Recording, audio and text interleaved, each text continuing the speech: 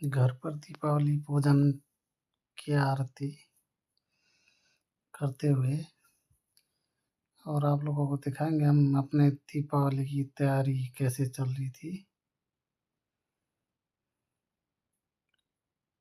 आप देखिए आगे।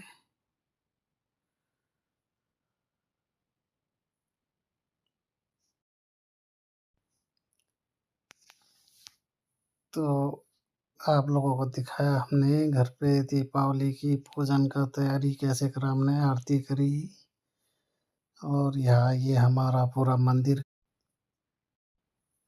यहाँ से दीपावली की तैयारी शुरू हो गई। आप देख सकते हैं। कैसा लगा आप लोगों को वो बताइए।